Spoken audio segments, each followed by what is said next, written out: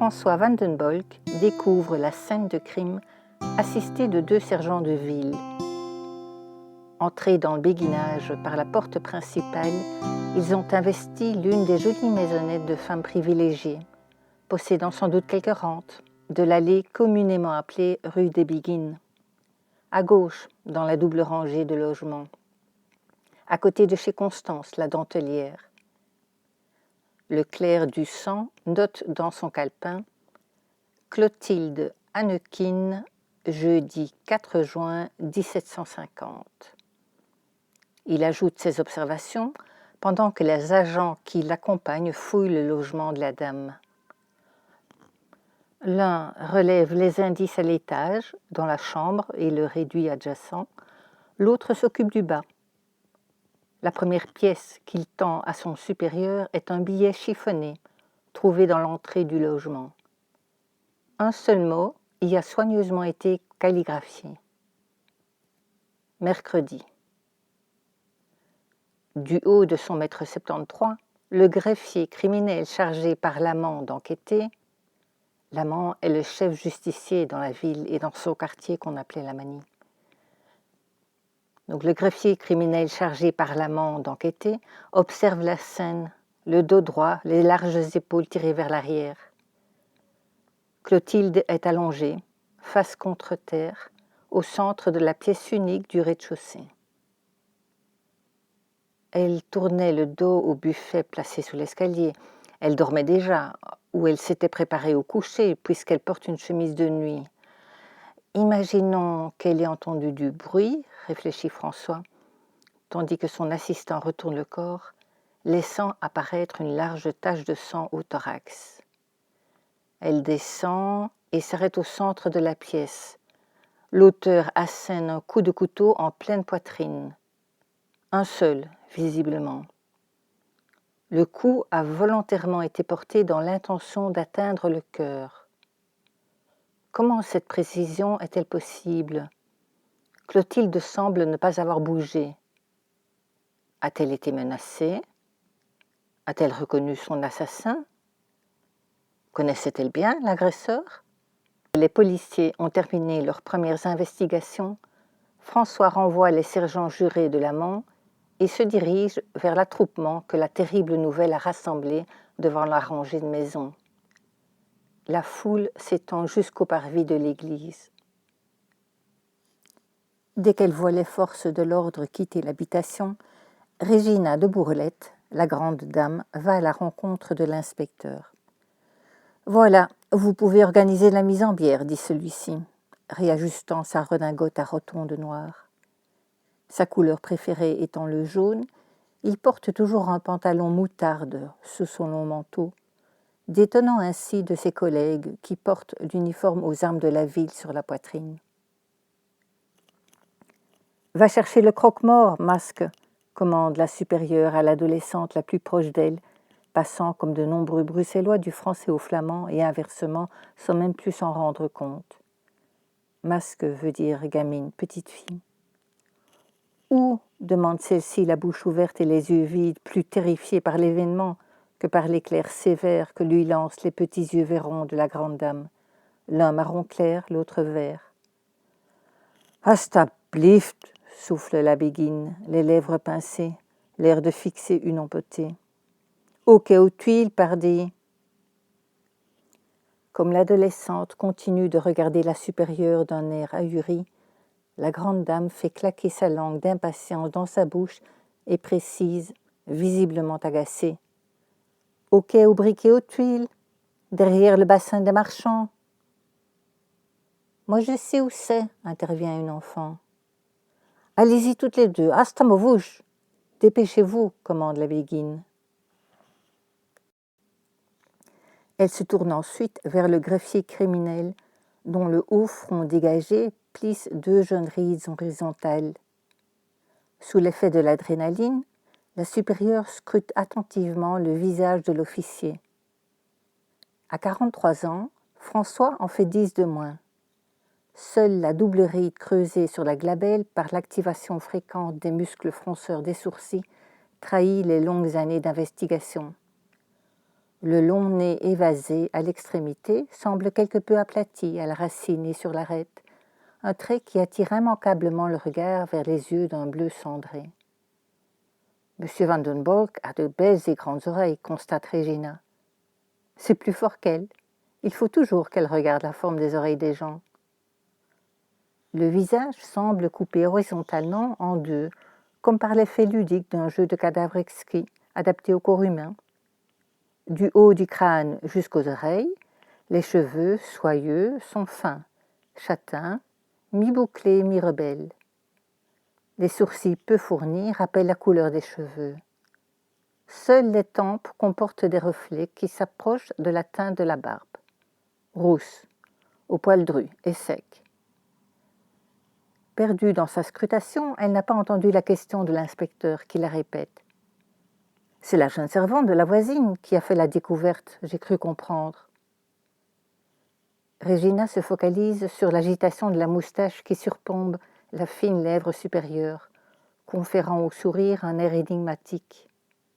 La lèvre inférieure paraît blanchie, une impression renforcée par le blanc de la peau que laissent apparaître deux trous situés de part et d'autre du sillon creusé dans la pilosité du menton. « Oui, Angèle. Je devrais l'interroger, mais plus tard. Après-demain, samedi probablement. J'imagine que les obsèques auront lieu d'ici là, vu les fortes chaleurs. Par une température pareille, il faut attendre à ce que le corps se décompose rapidement. »« Oui, samedi matin probablement, répond Regina, cherchant du regard l'assentiment du curé qui vient de bousculer quelques femmes pour se frayer un passage jusqu'au premier rang de curieux encerclant l'officier de police. Tandis que l'ecclésiastique confirme, l'inspecteur poursuit ses instructions. Veillez à verrouiller la maison de la victime. Je reviens demain pour poursuivre mon observation des lieux, puis je commencerai mes entretiens. Par vous donc, dit-il, pointant vers la béguine supérieure, puis par vous, se tournant vers le prêtre, lui précisant dimanche après-midi. Après un bref signe du chef, tournant sa stature naturellement charpentée vers la sortie, François se dirige sans délai vers la porte principale, suivi de ses deux acolytes à qui il communique quelques devoirs d'enquête. Ses jambes de marathonien, sculptées par ses nombreuses marches quotidiennes, l'amènent en quelques secondes dans la rue de Laeken. Instantanément, la foule profite de ce départ pour commencer à se disperser. Le travail attend depuis 2 heures. Ce ne sont pas les occupations qui manquent dans cet enclos, retrouvant en quelques instants son apparence de ruche en activité, mais en silence, comme le prescrivent les statuts, bannissant le bruit pour favoriser une atmosphère d'isolement, de quiétude. Seule Angèle reste assise sur le pas de la porte de la dentellière, au coin de la ruelle du Peuplier, tortueuse, étroite et bordée d'antiques constructions, qui quitte la principale rue du Béguinage vers la gauche pour se diriger vers le canal. La jeune fille semble anéantie, tétanisée, incapable du moindre mouvement. Ses longs cheveux bruns et raides cachent son visage hâlé par la vie au grand air. Seul le tremblement des épaules trahit les sanglots de la demoiselle de 16 ans. À ses côtés s'est assise Francisca, la trentenaire en charge du commerce de dentelle du Béguinage. Elle reste silencieuse auprès de l'adolescente, sachant que parfois les actes ont plus de poids que les paroles. Sa simple présence exprime compassion et réconfort envers cette petite qui n'a pas de famille. En effet, comme les enfants trouvés et abandonnés, elle a été confiée à la surveillance immédiate du magistrat. Aux soins de ces enfants sont préposés 2 employés, appelés maître des enfants trouvés ou maître des orphelins, et un commis. Les premiers sont chargés de recueillir les enfants abandonnés et les envoient à leur commis. Celui-ci confie aux soins du médecin de la ville ceux qui sont atteints de quelque maladie contagieuse et présente les autres au trésorier et au receveur. Ceux-ci les distribuent chez des laboureurs, des artisans ou d'autres gens de la banlieue dont la moralité a été constatée et qui se chargent de les nourrir et de les élever. la ville fournit aux nourrices les objets nécessaires à l'habillement des enfants et leur remet une somme d'argent. À mesure qu'ils croissent en âge et en force, et qu'ils deviennent de quelque utilité à leurs parents adoptifs, la pension annuelle diminue. Lorsqu'ils sont parvenus à un âge où ils peuvent pourvoir à leur subsistance, on leur donne un habillement complet avec 4 chemises, et la ville les abandonne à eux-mêmes. Aussi longtemps que les enfants sont en pension, les maîtres des enfants trouvés veillent à ce qu'ils ne manquent de rien et à ce que, en cas de maladie, ils soient traités avec soin, ce qui se fait aux frais de la ville. Le magistrat apporte en outre une grande attention à ce qu'on les élève dans les principes de religion et de morale, et à ce qu'on leur apprenne un état qui puisse leur assurer un avenir. Ballottée de droite à gauche pendant toute son enfance, Angèle a heureusement rejoint le béguinage il y a peu. Au bout d'une trentaine de minutes, Francisca lui parle doucement à l'oreille. « Quand vous en aurez la force, allez vous promener dans les champs, les prairies, les bois. Allez confier votre peine et votre bouleversement à la nature. C'est ce que je fais quand j'ai du chagrin. Je vais le porter au loin. Je marche jusqu'à trouver l'arbre qui accueillera ma douleur. Après lui avoir demandé l'autorisation de lui prendre un peu de son énergie, je m'assieds à ses pieds, m'adosse à son écorce et m'emplis de sa force vitale.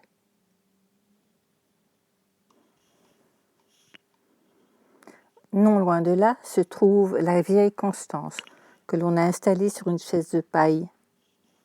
Dévastée par l'événement, la dentelière n'est pas en mesure de prodiguer le moindre réconfort à sa soubrette.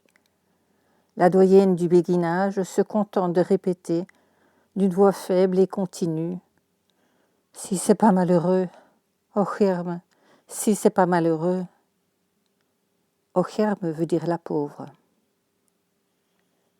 Ayant tourné à droite dans la rue de Laeken, le greffier criminel côtoie la rive droite de la Seine jusqu'au pont de la Manne, tirant son nom d'une brasserie contiguë. Il prend ensuite le quai de la Grue jusqu'au pont Saint-Michel, qu'il traverse, longe le quai aux briques et aux tuiles, tourne à gauche dans la petite rue des Rosiers, rebaptisée en rue du Pays de Liège en raison de l'auberge odonyme, et arrive à son domicile de la rue de Flandre. Lorsqu'il revient le lendemain matin, après avoir parcouru le chemin en sens inverse, M. Van den Bolk entend la même rengaine. « Oh, Germe, si c'est pas malheureux !» que la vieille dame répète inlassablement comme un disque rayé. Elle semble ne pas avoir bougé depuis la veille.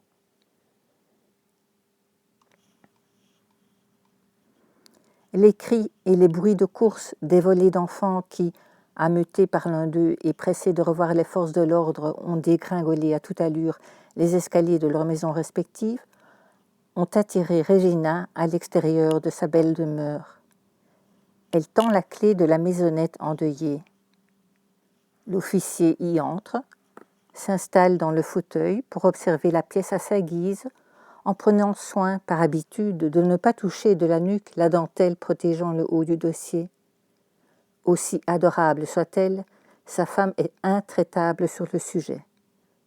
François étant un homme équilibré au caractère stable, il est relativement facile à vivre. Aussi, malgré qu'il soit strict et autoritaire, a-t-il développé un automatisme pour éviter tout conflit conjugal pour ce qu'il considère comme une broutille. Pour l'heure, il entend résoudre l'énigme. Une fois concentré sur une affaire, il est généralement combatif et actif, travaillant souvent même sur plusieurs fronts à la fois. Ce mélange d'action et de concentration lui vaut un taux élevé d'élucidation grâce à un peu de chance et beaucoup de talent. Son regard balaye lentement, intensément, l'ensemble de la pièce unique du rez-de-chaussée. Détaille la figure de Vierge en bois trônant sur le meuble massif placé sous l'escalier. La table de cuisine rectangulaire, couverte d'une nappe de toile ouvrée, sur laquelle se dresse une jolie chope de grès contenant quelques fleurs fraîches, et une lampe à huile au verre fin transparent dans lequel se reflètent les rayons de la fenêtre adjacente. Les 2 chaises de paille soigneusement rangées sous la table d'où dépassent les dossiers à 3 travers en forme de moustache. l'armoire à 2 portes, l'une au-dessus de l'autre, et sa jumelle à porte à treillis, servant de garde-manger. La petite table entourée de planches pour y serrer du bois. Les 4 plats en étain reposant à la verticale sur la corniche du manteau de la cheminée, de part et d'autre de la statuette de Sainte Catherine d'Alexandrie, entourée de fleurs artificielles, placée sous globe pour la protéger de la poussière, et flanquée de 2 bougeoirs hauts, également en étain. La barre de cheminée, la chaîne à crochet, les chenets et le chaudron, la pelle à feu, la paire de pincettes et la fourchette de fer, le poêlon, l'écumoire, la cuillère à bouillon et la cruche à huile, le tout en cuivre jaune. Aucun détail n'échappe à l'œil scrutateur. Les yeux fixés vers l'âtre éteint à côté duquel rutile une bassinoire et une bouilloire de cuivre, François Vandenbolk réfléchit. Ses yeux se tournent ensuite vers les carreaux inégaux du dallage au sol en terre cuite, taché de sang séché. Sa concentration ainsi aiguisée, les pensées fusent. Clotilde connaissait le tueur, car il n'y a aucun signe d'effraction. Le coup a volontairement été porté avec force et précision, dans l'intention d'atteindre le cœur, ne laissant aucune chance de survie à la quinquagénaire. Pourtant, celle-ci n'a pas bougé. D'habitude, en cas d'agression à l'arme blanche, la victime serre les doigts autour du poignard, ce qui ne semble pas avoir été le cas en l'occurrence. L'inspecteur reprend ses questions griffonnées la veille sur son carnet. Comment cette précision est-elle possible ? Clotilde a-t-elle été menacée ? A-t-elle reconnu son assassin ? Connaissait-elle bien l'agresseur ? Le clerc du sang a vérifié auprès de la portière. Le béguinage a bien été fermé mercredi, comme chaque soir, depuis le début du mois de juin à 21h. Et les portes sont restées fermées jusqu'au lendemain matin à 6h. C'est environ 1 heure plus tard qu'Angèle, envoyée par sa patronne chercher chez la voisine une pinte de lait pour le petit déjeuner, a fait la macabre découverte. Les cris d'épouvante de la jeune fille ont alarmé la portière et les béguines les plus proches. Le bouche à oreille a alerté le reste de l'enclos en une quinzaine de minutes.